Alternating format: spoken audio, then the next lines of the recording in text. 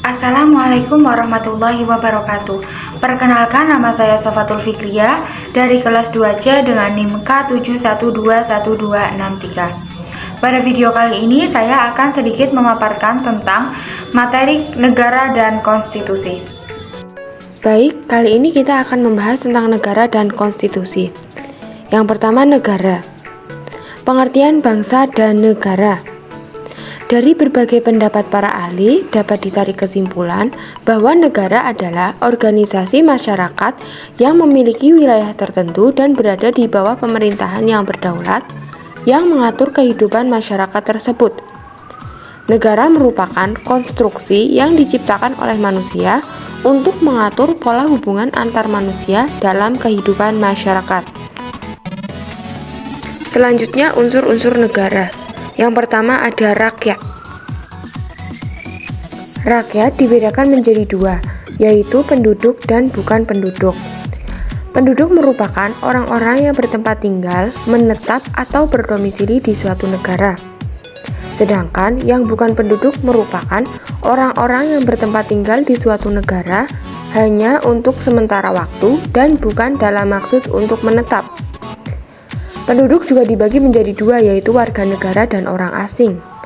Warga negara merupakan anggota yang sah dan resmi dari suatu negara dan dapat diatur sepenuhnya oleh pemerintah negara yang bersangkutan. Sedangkan di luar itu dinamakan orang asing atau warga negara asing.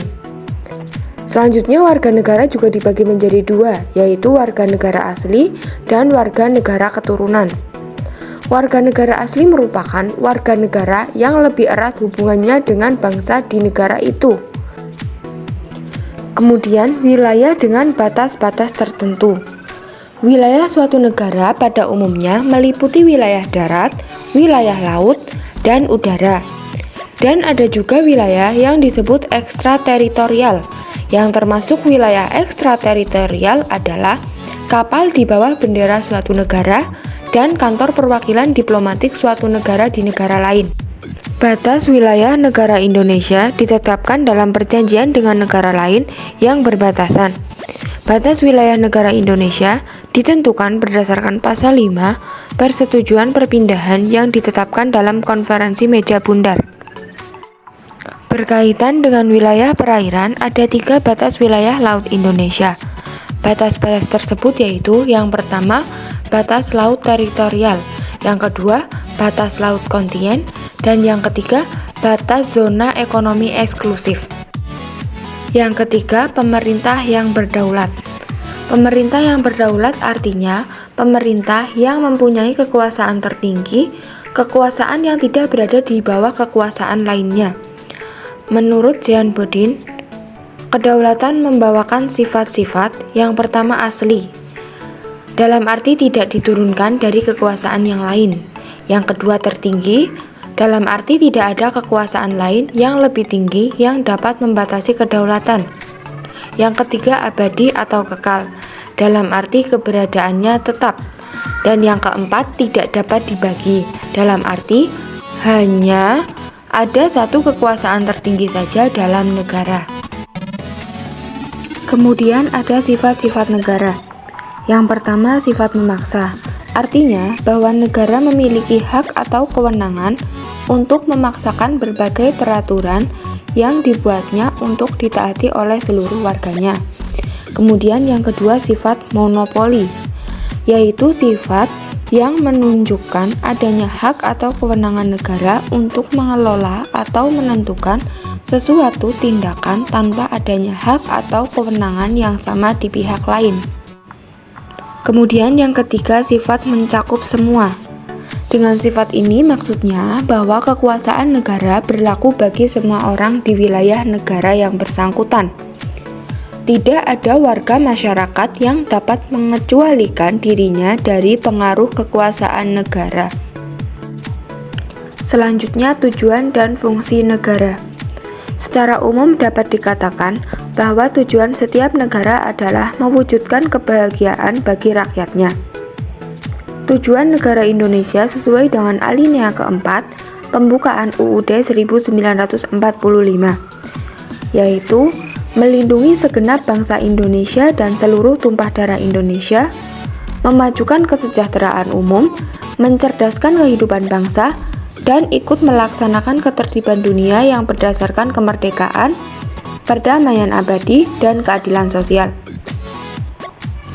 Tujuan negara tersebut hendak diwujudkan di atas landasan ketuhanan yang Maha Esa, kemanusiaan yang adil dan beradab, persatuan Indonesia, kerakyatan yang dipimpin oleh hikmat kebijaksanaan dalam permusyawaratan perwakilan, serta keadilan sosial bagi seluruh rakyat Indonesia. Setelah negara, kemudian konstitusi. Yang pertama, konstitusi dan undang-undang. Konstitusi disamakan pengertiannya dengan hukum dasar, yang berarti sifatnya bisa tertulis dan tidak tertulis. Sedangkan undang-undang dasar adalah hukum dasar yang tertulis atau yang tertuang dalam suatu naskah atau dokumen. Dengan demikian, undang-undang dasar merupakan bagian dari konstitusi. Sedangkan di samping undang-undang, masih ada bagian lain dari hukum dasar, yakni yang sifatnya tidak tertulis dan bisa disebut dengan konvensi atau kebiasaan ketatanegaraan. Yang kedua, ada unsur-unsur yang terdapat dalam konstitusi.